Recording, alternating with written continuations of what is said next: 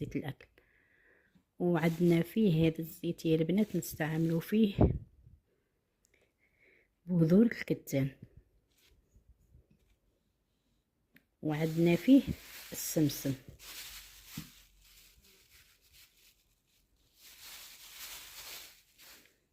نجيبوا بذور الكتان والسمسم نطحنوهم مع بعض بهذا الشكل، وندو الكمية اللي بغينا نضيفوا لها للزيت،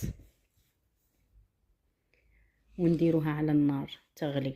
قد ما نشوفوها غليت نقلوها ونخلوها تبرد.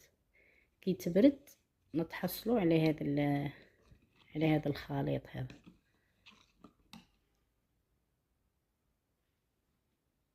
هذا الخليط نضيفوا له المكون الرئيسي، مكون سحري زين للبشرة وزين للشعر.